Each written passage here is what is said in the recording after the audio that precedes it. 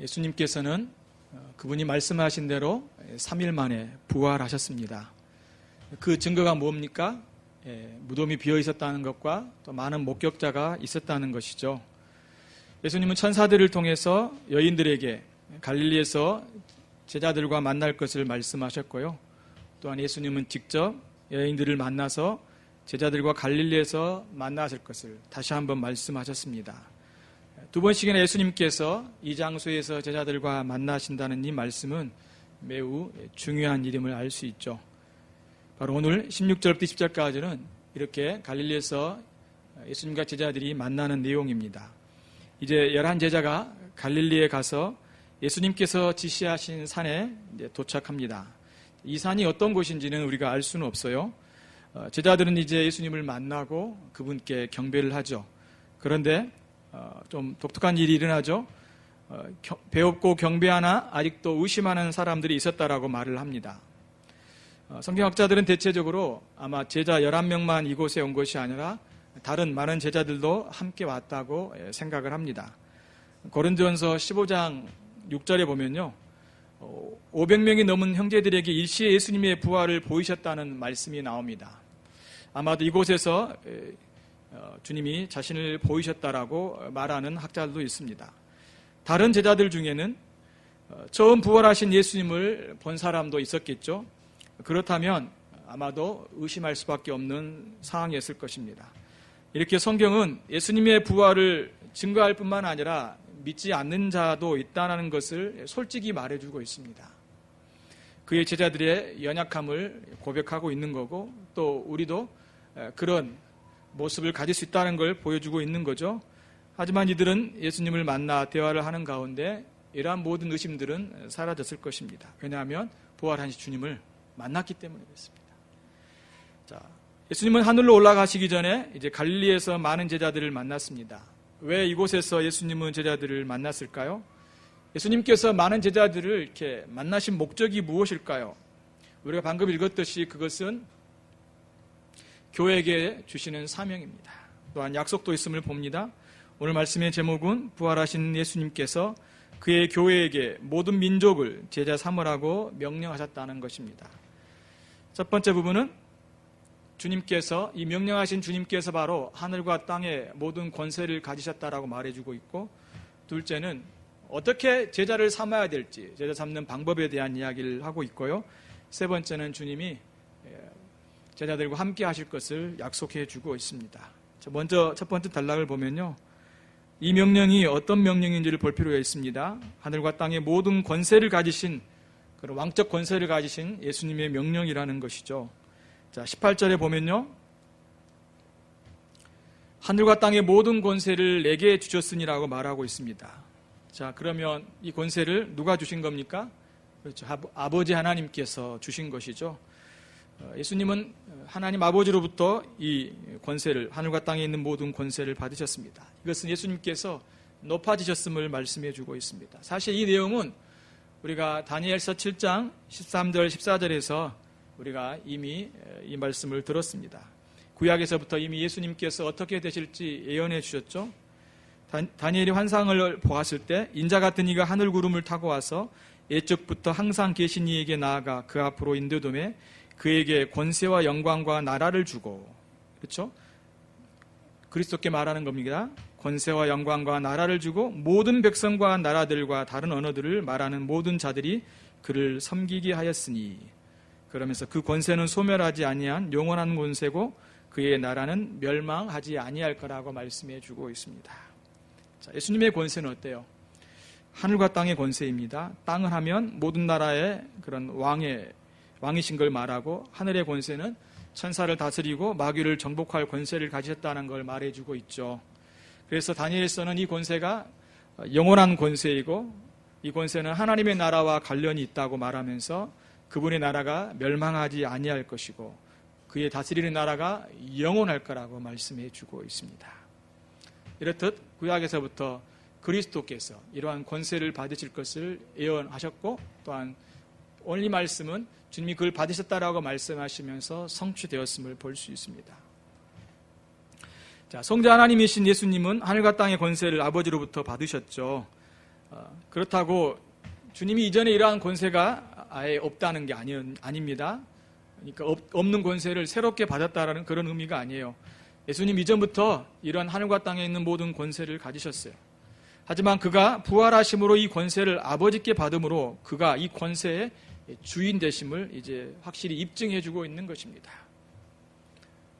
주님 부활하심으로 당신이 하늘과 땅의 권세를 가지신 분이시라는 것을 분명히 증거해주고 있다는 겁니다. 하지만 마귀는 어때요? 광야에서 예수님을 3번 시험할 때 마지막에 이 권세를 줄 수 있는 것처럼 유혹을 했죠. 마귀가 그를 데리고 지극히 높은 산으로 가서 천하 만국과 그 영광을 보여 이르되 만일 내게 엎드려 경배하면 이 모든 것을 내게 주리라고 말해주고 있습니다. 자, 지금 마귀가 어떻게 유혹합니까? 자신에게 경배하면, 그러니까 자신이 줄 수 있는 것처럼 이야기를 하고 있습니다. 마귀의 말은 거짓이죠. 여러분, 마귀가 이러한 권세를 갖고 있을까요? 갖고 있지 않아요. 가질 수도 없고 또 줄 수도 없어요. 하지만 자신에게 경배하고 자신을 따르면 이제 권세를 줄 수 있는 것처럼 속였죠. 마귀는 이렇게 자신에게 없는 것을 가지고 사람들에게 이제 줄 수 있는 것처럼 이야기를 합니다. 자신이 하나님인 것처럼 행세하죠. 우리는 이러한 내용들을 창세기에 인간이 최초로 범죄할 때부터 이것을 볼 수 있습니다. 우리의 조상, 처음 조상인 아담과 하와를 유혹할 때 마귀가 이와 같이 유혹했죠. 뭐라고 했습니까? 이제 선악을 알게 하는 나무의 열매를 먹으면 눈이 확 밝아지고 하나님과 같이 되어 선악을 알 수 있을 것이라고 말해 주었습니다. 하나님처럼 된다는 거죠. 예. 굉장히 큰 유혹입니다. 그렇죠? 아마 이 말을 듣고 솔깃했을 겁니다. 이거 거짓말이었죠. 정말 우리가 선악을 알게 하는 나무 열매를 먹지 말라는 이게 하나님의 율법이잖아요. 언약이잖아요. 하나님의 말씀인데 우리가 하나님의 말씀을 어기면 하나님처럼 될 수 있을까요? 하나님의 말씀을 어기면 우리는 더 좋아질까요? 또 하나님의 말씀을 어기면 하나님보다 어떤 더 뛰어난 존재가 될 수 있을까요? 하나님의 모든 그런 구속으로부터 벗어나 모든 새로운 것들을 다 가질 수 있을까요? 그렇지 않습니다. 하나님 말씀을 어기면 더 나빠집니다. 상황이 좋아질 리가 없습니다. 우리는 이것을 경험으로도 합니다. 사실 하나님이 재어준 구역이 정말로 아름다운 곳이죠. 주님의 말씀으로 우리에게 이렇게 살아라고 주신 이 구역, 이러한 삶이 참다운 자유이고 주님이 주신 놀라운 은혜입니다. 여러분, 그런데 어때요? 이렇게 에덴 동산을 하나님이 주셨는데 아담과 하와는 마귀의 유혹에 넘어가게 되죠. 타락합니다. 세상에 죄와 죽음이 들어오게 되고 그는 하나님이 주신 이 놀라운 기쁨의 동산에서 쫓겨나게 된 것입니다. 그가 하나님의 말씀을 어겨서 하나님처럼 된 게 아니라, 더 상황이 좋아진 게 아니라 훨씬 더 나빠졌습니다. 우리의 처음 조상이 이렇게 죄를 지었다면 예수님은 어떻게 했습니까? 마귀가 유혹할 때 하나님의 말씀으로 물리치셨죠. 사탄아 물러가라 라고 말씀하셨습니다. 여러분, 우리가 유혹을 받을 때 사탄아 물러가라 하면 사탄이 물러갑니까? 그걸 우리에게 가르쳐주고 있는 게 아닙니다. 그러면서 주 너의 하나님께 경배하고 다만 그를 섬기라고 하였습니다. 그러니까 주님이 이렇게 말씀하시고 하나님의 말씀으로 대적하시면서 그 사단의 유혹을 물리친 거죠. 사단의 말을 따르지 않은 겁니다. 그러니까 말을 한다고 해서 물리치는 게 아니라 그의 말을 따르지 않고 하나님의 말씀에 순종할 때 사단을 물리칠 수 있는 걸 우리에게 가르쳐주고 있는 것입니다. 이렇게 주님은 사단의 그 말에 넘어가지 않고 오히려 대적하고 주의 말씀에 순종하셨고 하나님을 경배하였습니다. 여러분, 천하 만국과 그 영광은 하나님께 속한 것입니다. 하나님은 이 세상 하늘과 땅에 있는 모든 권세를 누구에게로 주시기로 작정하셨을까요? 마귀에게 순종하고 세상의 길을 갈 때 세상에서 우리 스스로 인간이 얻을 수 있을까요? 결코 그렇지 않습니다. 하나님 말씀에 순종하는 자에게 주님은 그것을 주시고 하나님은 그의 아들 예수 그리스도에게 이렇게 하늘과 땅에 있는 모든 권세를 주었습니다. 예수님은 하나님의 뜻에 온전히 순종하셨고 그분은 죽기까지 순종하셨습니다. 그래서 하늘과 땅의 모든 권세를 그 예수님이 다 받으셨습니다. 그래서 그분을 바울은 빌립보서에서 찬양하고 있죠. 이러므로 하나님이 그를 지극히 높여 모든 이름 위에 뛰어난 이름을 주사 하늘에 있는 자들과 땅에 있는 자들과 땅 아래에 있는 자들과, 그렇죠? 하늘과 땅에 있는 모든 권세죠. 모든 무릎을 예수의 이름에 꿇게 하시고 모든 이름으로 예수 그리스도를 주라 시인하여 하나님 아버지께 영광을 돌리게 하셨느니라고 말해주고 있습니다. 예수님이 이렇게 하나님 말씀에 순종하셨기 때문에, 죽기까지 순종하셨기 때문에 그분은 하늘과 땅에 있는 모든 권세, 모든 이름 위에 뛰어난 이름을 가지시게 된 것입니다. 예수님이 주가 되신 것이죠. 이것은 그분이 왕이라는 것을 말씀해 주고 있습니다. 하늘의 왕이시고 이 땅의 왕이시고 모든 것의 왕이심을 우리에게 보여주고 있습니다. 이 권세는 하나님의 뜻에 온전히 순종하는 자에게만 주어집니다. 이러한 권세를 가지신 예수님께서 그의 제자들에게 지금 명령하고 있는 것입니다. 그러므로 이 명령은 왕의 명령입니다. 만왕의 왕, 하늘과 땅의 권세를 가지신 그 놀라운 권세를 가지신 그에 갈 수 없는 명령인 것을 봅니다. 이 명령은 우리가 알듯이 모든 민족을 제자 삼으라는 것입니다. 그분은 하늘과 땅의 모든 권세를 가지신 분이시기 때문에 모든 민족이 그분을 따르기를 원하시는 것이죠. 이렇게 모든 민족이 예수님을 왕으로 섬기고 따르는 것은 놀라운 복입니다. 자, 이제 다음에서는 주님이 어떻게 이 모든 민족을 제자로 삼아야 될지를 말씀하고 있죠. 제자 삼는 방법이라고 말할 수 있습니다. 같이 한번 읽어볼까요? 다시 한번 우리가 19절, 20절 두 절을 읽어보도록 하겠습니다. 시작. 그러므로 너희는 가서 모든 민족을 제자 삼아 아버지와 아들과 성령의 이름으로 세례를 베풀고 내가 너희에게 분부한 모든 것을 가르쳐 지키게 하라. 볼지어다 내가 세상 끝날까지 너희와 항상 함께 있으리라 하시니라. 아멘. 자, 세 가지인 걸 우리가 알 수 있죠. 우리가 보기에는 가라, 제자 삼으라, 세례를 베풀라, 가르쳐 지키게 하라 하면서 여러 가지 명령이 있는 것 같지만 사실은 그 중에 가장 핵심 동사, 주동사가 뭐냐면 제자를 삼으라는 내용이고요. 나머지는 제자를 삼기 위해서 어떻게 해야 될지를 가르쳐주고 있는 겁니다. 첫 번째는 모든 민족으로 가야 되는 거예요. 두 번째는 뭘까요? 세례를 베풀으라는 거예요. 세 번째는 뭘까요? 예수님께서 명령한 모든 것을 가르쳐 지키게 하라고 말씀해 주고 있습니다. 자, 갑니다. 그러면 가서 그냥 세례를 베풉니까? 그렇지 않죠. 가서 복음을 전하겠죠. 가서 복음을 전합니다. 그리고 그 복음을 믿는 자들에게 세례를 주죠.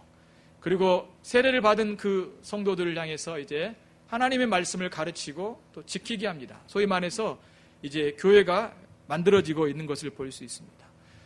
그래서 우리는 여기서 가라와 세례를 베푸는 사이에는 복음 증거와 믿는 자들에게 세례를 베푸는 이 내용이 여기에 포함되어 있고요. 세례를 주라는 이 말씀 속에는 단순히 세례만 주라는 게 아니라 뭐가 있을까요? 성찬도 같이 있습니다. 대표적으로 성례를 세례로 말해주고 있는 겁니다. 주님이 세례만 주는 게 아니라 세례를 줄 뿐만 아니라 이제 함께 주의 만찬을 할 것을 말씀하고 있고 또 주의 말씀을 가르치고 배운 일에 힘써야 될 것을 말씀해 주고 있습니다. 자, 이 명령은요, 교회에게 하신 명령입니다. 주님이 승천하시기 전에 어땠습니까? 그의 제자들에게 비슷한 명령을 했죠. 우리가 잘 알고 있는 사도행전 1장 8절. 오직 성령이 너희에게 임하시면 너희가 권능을 받고 예루살렘과 온 유대와 사마리아와 땅끝까지 이르러 내 증인이 되리라 라고 말씀하셨습니다. 다시 한번 이 말씀 속에서도 어때요? 모든 민족에게 복음을 증거해야 될 것을 말씀하고 있죠. 사도행전은요, 바로 모든 민족에게 복음이 증거되는 과정을 설명해 주고 있습니다. 기록되고 있는 걸 우리가 알 수 있죠. 먼저 예루살렘과 온 유대가 복음이 전해지는 데는 1장부터 7장까지, 그리고 8장부터 12장까지는 이제 사마리아까지 복음이 전해지고 수리아 안디오게까지 복음이 증거됨을 말씀해 주고 있습니다. 그래서 8장 1절 보면 사울은 그가 죽임당함을 마땅히 여기더라. 그날에 바울을 말하는 겁니다. 예루살렘에 있는 교회에 큰 박해가 있어 사도 외에는 다 유대와 사마리아 모든 땅으로 흩어졌다라고 말씀해 주고 있습니다. 박해 때문이 어때요? 교회가 이제 흩어져서 복음을 전하는 그런 계기가 되었다라고 말해주고 있죠. 그래서 그 다음 사람이 바로 빌립이 나와서 사마리아의 성에 내려가서 그리스도를 백성들에게 전하는 내용들이 쭉 나옵니다. 그리고 13장부터 28장까지는요, 여러분 수리아의 안디옥 교회를 거점으로 해가지고 이제 선교 그런 거점으로 삼아서 복음을 온 땅에게 전하는 그런 내용들이 쭉 나오게 됩니다. 그래서 13장 서두에 보게 되면 우리가 알듯이 누구를 파송합니까? 안디옥 교회가, 그렇죠, 바울과 바나다를, 그들이 기도하고 금식하여서 성령 인도하심 따라서 그들을 이제 이방 선교사로 파송하고 있는 것을 봅니다. 이렇게 바울이 계속해서 복음을 전하게 되죠.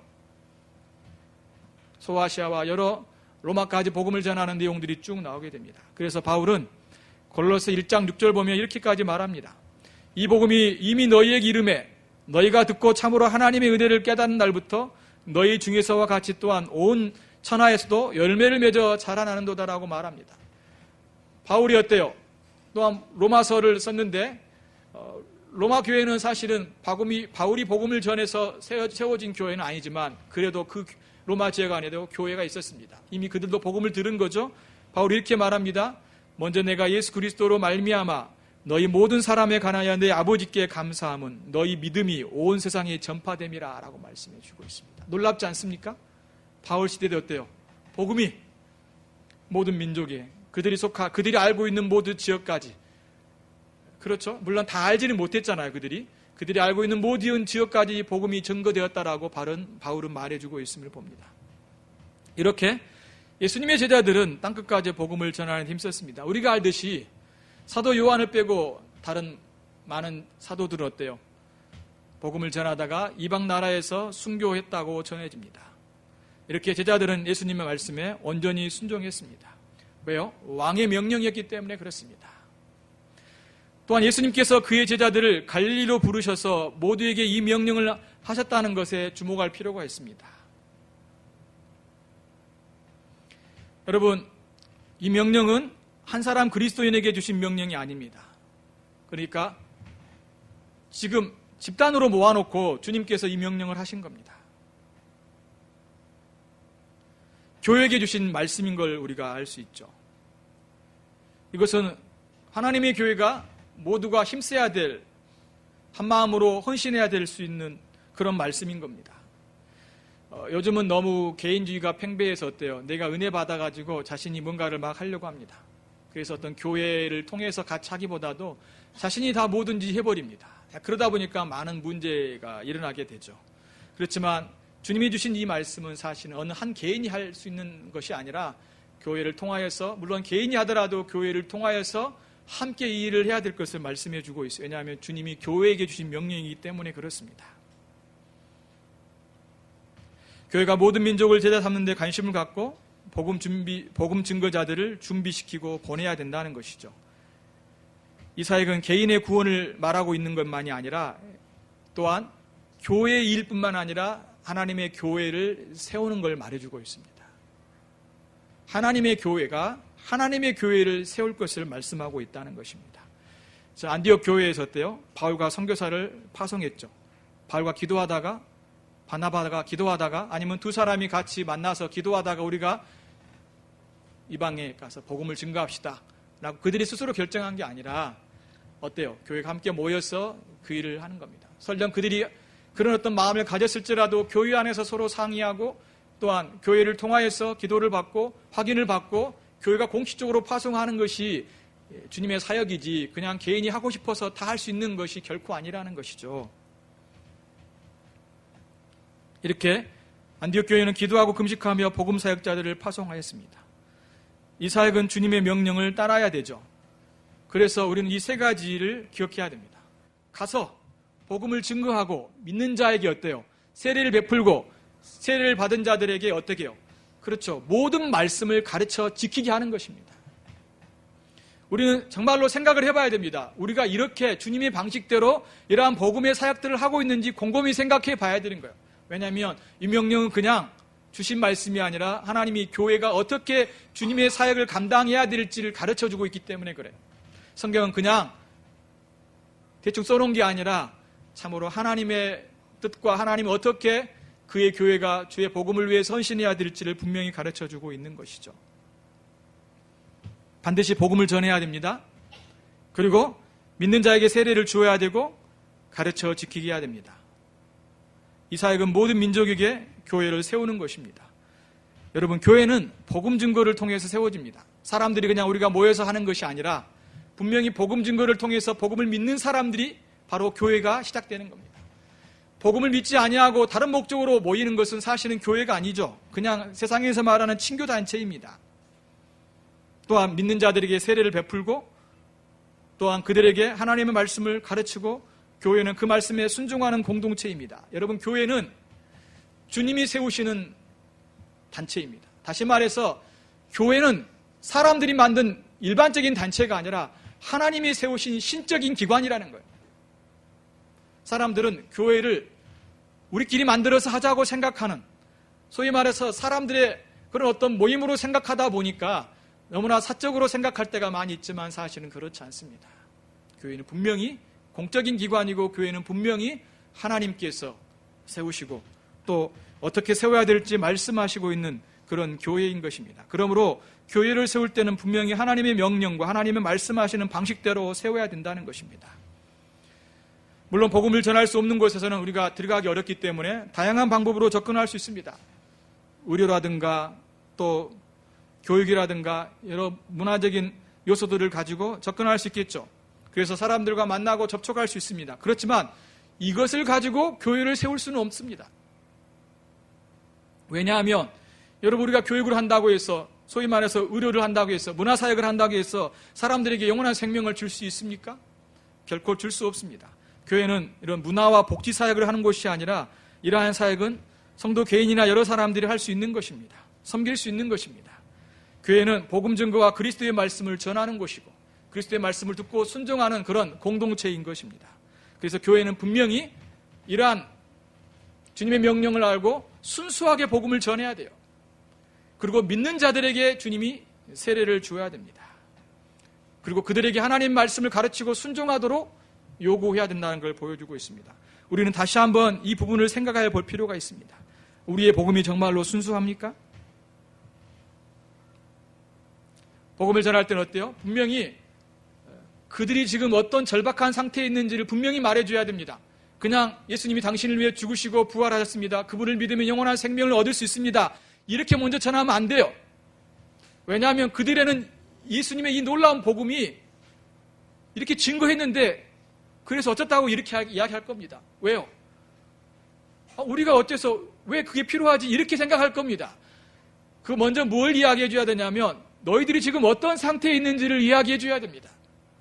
너희들은 하나님을 떠났어. 봐봐. 사람들이 지금 죽고 그리고 많은 죄악 가운데 있는 걸 봐라. 이것은 바로 하나님을 떠났기 때문에 사람들이 이렇게 비참한 처지에 있는 것이다라고 말을 하고 이런 죄와 죽음으로부터 벗어날 수 있는 것은 오직 예수 그리스도께서 우리를 위해 죽으셨고 우리에게 영원한 생명을 주기 위해서 부활하셨는데 그 주님을 믿을 때만이 이러한 죄와 비참함으로부터 우리가 벗어날 수 있다라고 말을 해야 된다는 것이죠. 이러한 복음이 증거되어야 됩니다. 그리고 이러한 복음이 증거될 때 교회는 믿는 자에게 세례를 베풀어야 되겠죠. 물론 이것만 전할 수 있는 게 아닙니다. 우리는 사도신경, 교회가 함께 공적으로 신앙 고백하고 있는, 함께 우리가 믿고 있는 성경을 요약해 놓고 있는 사도신경을 가르치면서 우리가 무엇을 믿어야 될지, 또한 우리가 어떤 삶을 살아야 될지 십계명을 가르쳐야 될 것입니다. 그래서 이것을 믿고 받아들이는 자에게 어때요? 이제 세례를 베풀겠죠. 충분히 복음을 들어야 된다는 겁니다. 여러분, 세례는 쉽게 이야기하면 세례는 어때요? 그리스도께 하신 일들을 우리가 믿고, 그렇죠? 그래서 우리가 구원을 받는다는 것입니다. 그리고 이러한 놀라운 구원의 은혜를 우리의 몸에 표시하고 확증해 주는 거죠. 어려운 표현으로 하면 은혜 언약의 표와 인이라고 말을 해주고 있는 것입니다. 예수 그리스도를 믿음으로 우리가 영원한 생명을 얻을 수 있다는 것을 물로 우리 몸에 표시하고 우리가 이것을 우리의 몸에 표시를 받았기 때문에 우리는 이걸 생각할 때 그리스도의 놀라운 구원의 은혜와 또 그분이 베풀어 주신 사랑을 기억하며 항상 섬기며 살아가고 있는 것이죠. 또한 이 물은 그리스도의 피를 가리킬 뿐만 아니라 성령의 새롭게 하심을 말씀해 주고 있습니다. 성령께서 우리를 살리셨다는 거죠. 우리를 주님께서 이제 거듭나게 하셨다는 걸 보여주고 있는 것입니다. 세례 자체가 거듭나게 하는 것은 아니지만 바로 예수 그리스도를 믿을 때 성령께서 우리를 거듭나게 하신다는 것을 표시로 우리에게 말씀하고 있는 것입니다.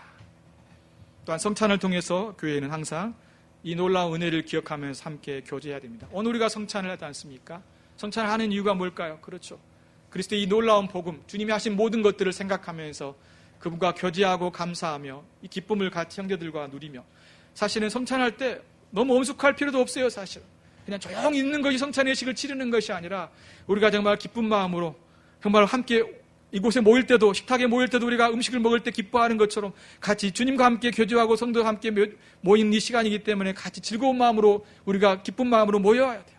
그 음식을 먹으면서 정말로 기뻐하고, 정말 주님이 나를 위해 이렇게 놀라운 은혜를 베풀어 주셨구나, 내가 정말로 주님 때문에 살고 있구나, 주님 은혜가 너무나 크구나, 그러면서 성도들과 함께 교제하면서 나의 사랑하는 형제들과 함께 이러한 놀라운 은혜를 누리고 있다는 걸 생각할 때 함께 기뻐하고 감사하는 시간을 갖는 것이 성찬이에요. 단순히 죽음의 고난, 예수 그리스도의 고난만 생각하면서 그냥 슬퍼하는 시간이 아니라, 고난뿐만 아니라 부활뿐만 아니라 주님이 다스리고 통치하시고 다시 오실 예수 그리스도, 과거와 현재와 미래를 다 생각하시면서 주님의 은혜를 우리가 기뻐하면서 같이 주님을 찬양하고 감사하고 또 주님과 교제하는 복된 시간을 가진다는 것입니다. 교회는 또한 이것으로 끝나는 것이 아니죠.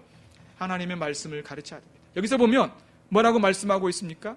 내가 너에게 분부한 모든 것을 가르쳐 지키게 하라고 말씀해 주고 있습니다. 단순히 이것은 신약 성경만, 예수님이 하신 말씀만 하고 있는 걸까요? 내 복음서만 말하고 있을까요? 그러지 않습니다, 여러분.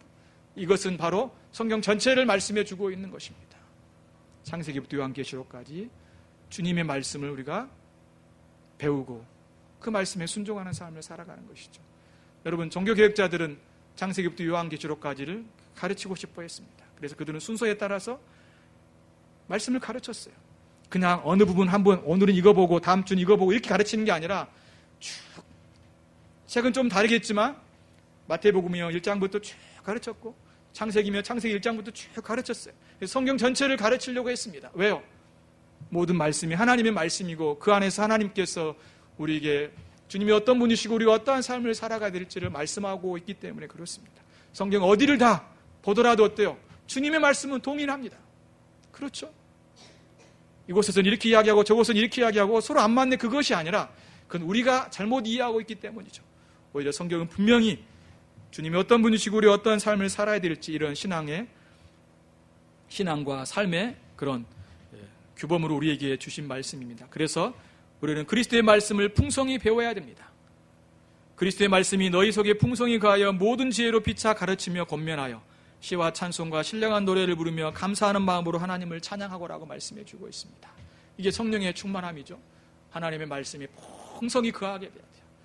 정말 여러분의 삶 속에 하나님의 말씀이 풍성히 거하기를 원하십니까? 그래서 저 앞에 나와서 하나님 말씀을 듣고 싶어하고 하나님 말씀을 읽고 싶어하고, 그래서 내 영혼이 하나님 말씀으로 가득 차서 그 말씀을 생각하고 묵상하면서 기뻐하고 감사하는 것을 살아가는 것이 바로 신자들의 삶의 모습이죠. 여러분의 삶이 어떻습니까? 주의 말씀을 주야로 묵상하십니까? 일을 하다가도 잠깐 쉴 때 다시 한번 주님의 말씀을 끄집어내어서 주일날 들었던 설교와 아니면 며칠 전에 아니면 어제 읽었던 말씀을 다시 한번 생각해 보면서 그 말씀을 생각할 때 감사하고 기뻐하고 위로가 되고 힘이 되고 또한 주의 말씀에 순종해야겠다는 그런 마음을 갖는지를 돌아볼 필요가 있다는 것입니다. 여러분, 우리가 그리스도의 말씀을 풍성히 배우는 이유가 뭘까요? 그냥 이 세상에서 잘 먹고 잘 살기 위한 게 아니잖아요. 그렇죠? 우리는 이걸 다 합니다.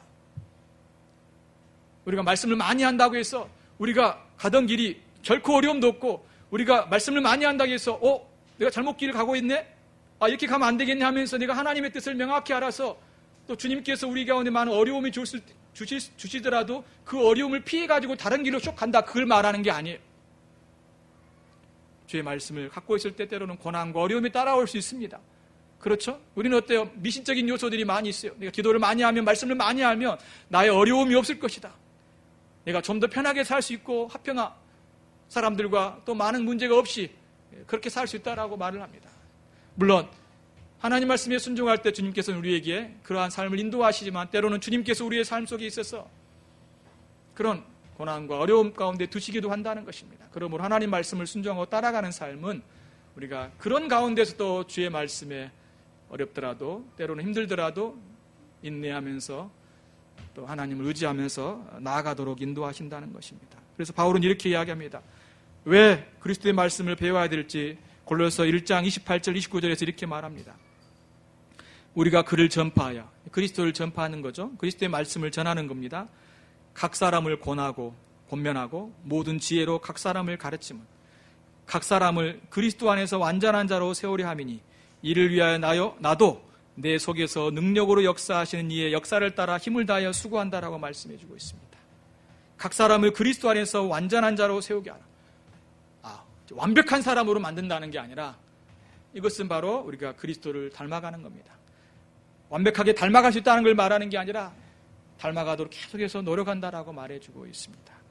우리가 그리스도의 말씀을 배우는 이유는 하나님을 닮아가는 것입니다. 거룩한 삶을 살아가기 위한 것이라고 말씀해 주고 있죠.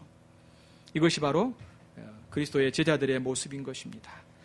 우리가 그리스도의 제자로 살 때 그리스도와 하나님을 닮아가게 되는 것입니다. 이것은 그리스도의 명령에 순종할 때 우리가 주님의 제자로 살 수 있는 것이죠. 다시 한번 교회의 사명 세 가지를 생각하십시오. 가서 복음을 전하는 겁니다. 그렇죠. 그리고 두 번째는 그 믿는 자들에게 세례를 베푸는 것이죠. 세 번째는 세례를 베풀 뿐만 아니라 주님이 분부하신 모든 말씀을, 하나님의 말씀 66권을 하나님 말씀을 가르치고 또한 순종하도록 그들이 지키도록 계속해서 도와주는 것이 바로 교회의 사명이라고 말해주고 있습니다. 자, 주님이 이렇게 우리에게 교회에게 사명을 주실 뿐만 아니라 또한 주님은 놀라운 약속까지 주십니다. 볼지어다 내가 세상 끝날까지 너희와 항상 함께 있으리라. 성경에서 보라, 볼지어다 이 말은 대부분요 어떤 의미를 이야기하고 있냐면 굉장히 이렇게 사람들이 시선을 집중하게 하면서 굉장히 중요한 말을 할 때 이 보라, 볼지어라는 말을 씁니다. 보라, 내가 세상 끝날까지 너희와 항상 함께 있을지어다 라고 말하면서 주님께서 어때요? 이 부분을 강조하고 있음을 우리가 볼 수 있습니다. 자, 세상 끝날까지 항상 함께 하실 것을 주님이 약속해 주고 있죠. 이것은 현재의 교회뿐만 아니라 미래의 교회까지도 생각하시면서 주님이 하신 말씀인 거죠. 우리에게도 하신 말씀이고 앞으로의 교회도 주님이 이 말씀을 하고 있는 것입니다. 여러분, 이 일이 어떻게 가능합니까? 그렇죠. 우리가 합니다. 주님의 몸은 하나님 보좌 우편에 계시지만 주님은 하나님이시기 때문에 또한 영으로 그의 교회와 함께 하십니다. 주님이 계시지 않는 곳은 없습니다. 특별히 주님의 백성들과 주님이 그의 신성으로 함께 하실 것을 말씀해 주고 있습니다. 지금 이곳에도 주의 영이, 그리스도 영이 우리와 함께 하십니다. 교회는 그리스도와 하나가 되었습니다. 한 몸입니다. 연합되었습니다. 그리스도는 머리고 우리는 그의 몸입니다. 어린이 여러분, 머리와 몸이 뜯어지면 어떻게 되죠? 죽죠. 사람이라 말할 수 없습니다. 그리스도와 우리와의 관계도 그렇습니다. 그리스도와 우리의 관계도 딱 붙어 있는 거예요. 놀랍죠? 우리가 한 몸이라는 거죠. 교회와 그리스도는 결코 떼어질 수 없어요. 결코 뜯어질 수 없습니다. 항상 함께 합니다. 그래서 우리는 이렇게 생각해요. 그래서 우리가 주님 우리와 함께 해주시옵소서. 사실 이 기도는요 어때요? 정확한 기도는 아니에요. 늘 함께 하잖아요. 그렇죠? 물론 함께 해달라고 하는 의미가 있습니다. 물론 주님 도와주세요. 우리를 붙들어 주세요. 그런 이야기를 하고 있는 걸 압니다. 그렇지만 혹시나 함께 안 하고 있다가 주님이 함께 해주셔야 될 것처럼 말하는 것은 사실은 잘못된 것이죠. 주님은 결코 우리와 한 번도 떨어져 본 적이 없는 분이십니다. 하나님과 그리스도는 어때요? 우리 때문에, 우리와 연합 때문에 어때요? 주님께서 떨어지셨던 것처럼 주님은 우리와 함께 하시도록 놀랍게 은혜를 베풀어 주셨음을 말씀해 주고 있습니다. 이 약속은 교회에게 큰 힘과 위로가 되죠. 왜냐하면 우리는 모든 민족에게 복음을 전하는 일이 힘쓸 것입니다. 그런데 이 사명은 교회의 혼자 힘으로 되는 것이 아닙니다. 홀로 힘겹게, 그리고 모든 교회가 그럼 우리가 단합해서 모여가지고 일을 합시다라고 해서 사실은 되는 것도 아니죠. 이건 뭘 말씀해 주고 있습니까? 주님이 도와주시겠다. 주님과 그들과 함께 하시겠다. 성령의 능력으로 할 것에 대해서 주님의 능력으로 될 것을 말씀해 주고 있죠. 여러분, 사도행전은 사도들의 행전이 아닙니다. 사실은 더 정확한 의미는 뭘까요? 성령의 행전이에요. 그래서 사도들이 복음을 전하고 주의 제자들이 복음을 전했지만 그 핵심이 뭐냐면 성령께서 역사하셨어요. 여러분, 교회가 어때요? 7장까지는 예루살렘과 유대까지 복음을 전했죠. 그런데 어째요? 그들을 주님이 외부로부터 핍박을 당하게, 고난을 당하게 하셔서 모든 민족에게 복음을 전하게 하는 놀라운 일들을 하셨음을 봅니다. 이 모든 일이 바로 하나님과 성령의 역사하셨음을 볼 수 있죠. 이렇게 주의 사역은, 주의 명령은 교회가 하지만 주의 놀라운 성령의 역사하심으로, 그리스도의 능력으로 주님이 함께 하심으로 한다라고 우리에게 가르쳐 주고 있습니다. 다시 한번 우리가 예수님의 권세를 생각해 볼 필요가 있습니다. 하늘과 땅에 있는 모든 권세를 주님이 가지셨다라고 말씀해 주고 있습니다. 마태복음은 바로 예수님이 왕이시라는 것을 1장부터 쭉 이야기를 해왔죠. 그래서 다윗의 후손인 것을 말씀해 주시고 그분이 그리스도가 바로 왕이신 것을 마태복음에서 쭉 이야기해 왔습니다. 다시 한번 여기에서도 하늘과 땅의 모든 권세를 가지신 분이라고 하면서 예수님께서 만왕의 왕이신 분이라고 증거하고 있습니다. 여러분, 주님의 이 왕적 권세를 실행하는 방법은 뭘까요? 주님이 어떻게 이 일을, 당신의 권세를 나타내실까요? 그것은 그 교회가 이 하나님의 말씀에 순종함으로, 자신의 백성들이 어때요? 하나님의 말씀을 듣고 순종함을 통하여서 그분의 왕적인 권세가 드러나는 것입니다. 교회가 하나님의 말씀을 듣고 그 말씀에 순종함으로 그분이 정말로 왕이시라는 걸 고백하고 있는 거죠. 만약 우리가 모였는데 그냥 우리의 생각대로, 우리가 원하는 대로 교회를 이끌어가고 또 우리가 원하는 방식과 우리의 방식대로 교회를, 또 그런 사역들을, 주님의 사역들을 한다라면 그것은 주님의 왕되심을 인정하지 않고 있는 것이고, 사실은 우리가 주인이 되고 우리가 노력하는 것이죠. 여러분, 목회자의 비전이 어디에 있습니까? 없어요, 여러분. 교회의 비전이 어디에 있어요? 없어요, 여러분. 없어요. 물론 그 교회에 독특한 사명이 있을 수는 있어요. 그렇죠? 그런데 여러분, 그것은 주님이 이미 성경을 통하여서 교회가 어떤 일을 해야 될지 충분히 가르쳐 주셨고 주님이 이렇게 명령하셨습니다. 교회는 하나님의, 그리스도의 명령에 따라서 그 일들을 감당하면 되는 것입니다. 그러므로 개인의 생각이 결코 들어가서는 안 돼요. 그리스도의 명령, 그리스도의 말씀에 따라 주님이 가르치신 대로, 명령하신 대로 교회를 운영하고 교회가 그렇게 나아가는 것입니다. 설령 우리의 모습이 세상의 많은 교회처럼, 세상의 많은 교회를 봤을 때 우리는 왜 저 교회를 따라가지 않지? 왜 우리는 저렇게 하지 않지? 근데 한 번쯤 생각해 봐야 됩니다. 왜 저렇게 해야 되지? 정말 성경에서 주님이 명령하고 있는 그런 사역인가를 한번 돌아봐야 되는 거예요. 근데 우리는 그런 생각을 하지 않죠. 그냥 성경에서 말하고 있는 그런 내용보다도 사람들이 만들고 사람들이 하는 것들, 그것이 바로 주님의 사역인 것처럼 말을 할 때가 많이 있지만 사실은 그렇지 않을 수가 있다는 것입니다. 이렇게 주님이 가르치는 방식에 따라 주의 교회를 세워가는 것이, 그렇다고 해서 우리 교회가 다른 교회보다 더 낫고 완벽하다, 그걸 말하는 것이 아니라 모든 교회가 바로 어때요?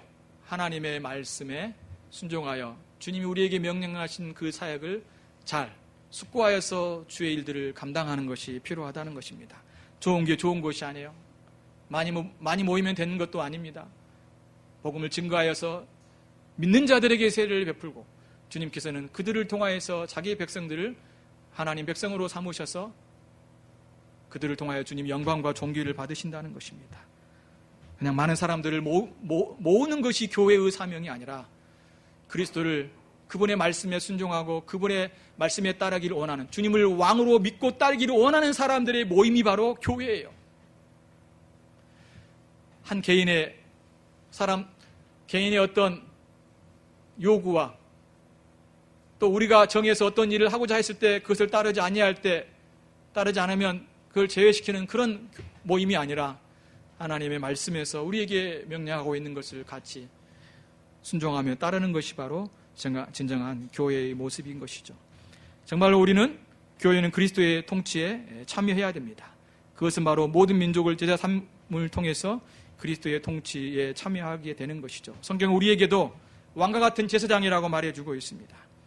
주님이 하나님 보좌 우편에 앉으셔서 바로 세상을 다스리는 것처럼, 교회의 머리가 되신 것처럼 주님은 우리에게도 그와 같은 놀라운 권세를 주셨음을 말씀하고 있습니다. 그럼 우리가 어떻게 주님과 함께 세상을 통치하고 다스리십니까? 다시 말해서 우리도 어떻게 왕적인 권세를 드러낼 수 있을까요? 우리는 어렸을 때 왕 나는 왕이다, 공 나는 공주다 막 배웠습니다. 근데 솔직히 말하면 내가 왕이고 내가 공주인데, 소위 말해서 이런 왕적인 권세를 받았는데 이 왕적인 권세를 어떻게 삶 속에서 실천하는지 이 생각은 별로 안 해요. 그냥 주셨다라고만 생각을 하는데, 여러분, 왕적인 권세를 주님이 주셨다는 것, 실제로 이 왕적인 권세를 실행하는 건 뭘까요? 그렇죠, 복음을 증거하는 것이고, 그리고 세례를 베푸는 것이고, 말씀을 전하여서 많은 사람들을 순종케 해서 그리스도를 따르도록 이끌어가는 것이 바로 주님이 주신 우리의 왕적인 권세라고 말씀해 주고 있는 것입니다. 주님 우리에게 이러한 명령을 위임하셨고, 우리한 이러한 일들을 수행함을 통하여서 이 일을 감당하는 것이죠. 우리는 교회 안에서 일을 해야 됩니다.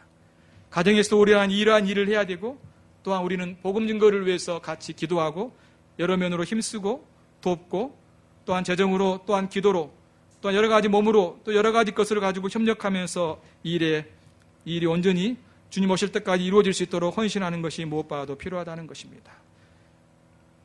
주님은 분명히 세상 끝날까지 우리와 함께 하실 것을 약속해 주고 있습니다. 그렇죠. 이 일은 주님이 하실 뿐만 아니라 이것은 뭘 말해주고 있습니까? 주님이 하신 이 명령이 반드시 성취될 것을 우리에게 보여주고 있는 겁니다.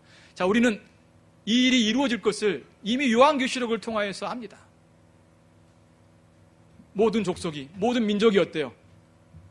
그리스도께서 오실 때 그들이 종려나무 가지를 들고 하나님과 보좌 우편에 계신 그 예수 그리스도를 찬양하고 경배하면서 이제 세상이 끝난다라고 말해주고 있습니다. 주님이 택하신 백성들이, 모든 민족들이 돌아올 걸 말씀해 주고 있어요. 한 사람도 빠짐없이 돌아온다는 말이 아니라 주님이 택하시고 구원한 백성들이 주님께 돌아와 주님을 찬송하고 경배하는 일이 있을 걸 말씀해 주고 있습니다. 이것은 그의 교회가 순종한 것이고, 또 하나님께서, 그리스도께서 함께 하심으로 이 일을 이루셨음을 말씀해 주고 있습니다. 사랑하는 성도 여러분, 하늘과 땅의 모든 권세를 가지신 예수님께서 우리와 함께 하십니다. 그분은 부활하셨습니다. 우리에게 이러한 명령을 주시고 함께 하시면서 이러한 명령을 교회가 모든 민족에게 제자를 삼으라는 이 명령을 우리에게 주셨습니다. 항상 생각하십시다. 여러분 한번 생각해 보십시오. 지금 우리가 열심히 살지만 어떻습니까? 사실 우리가 이렇게 열심히 사는 것으로 자녀를 키우고 우리가 직장에서 일하는 것으로 이것도 소중한 일이지만, 더불어 우리가 한 가지 추가적으로 해야 될 것이, 우리가 교회 공동체로서 교회를 세우고 복음을 증거하고 또한 모든 민족에게 제자를 삼는 이 사역이 부활하신 주님께서 교회에게 주신 아주 중요한 명령이라는 걸 늘 생각을 해야 됩니다. 어떻게 하든지 간에 우리가 이 일에 관심과 마음을 쏟아야 됩니다. 우리가 이 일을 위해서 같이 기도하고 여러 면으로 협력하면서 특별히 하나님의 복음과 또한 그리스도의 말씀을 전하고 순종하며 이러한 놀라운 방식대로 주의 사역들이 잘 진행될 수 있도록 우리가 힘써서 일을 감당해야 된다는 것입니다. 그냥 모든 민족에게 복음이 증거되는 것으로만 그냥 우리가 형식적으로, 외형적으로 그런 일이 있을 때 그냥 우리가 보기보다도 진정한 내용들을 잘 살펴서 하나님 말씀에 잘 순종하고 있는지, 그런 일들을 교회가 감당하고 있는지를 살펴야 되는 것이죠. 선교사들과 또한 그런 상황들을 보면서 교회가 일에 수고하고 헌신하는 일들이 진정으로 교회가 주의 말씀에 함께 순종하고 따라가는 길입니다. 우리 모든 성도들이, 우리 교회가 함께 일에 헌신하는 공동체가 되기를 소망합니다. 기도하겠습니다.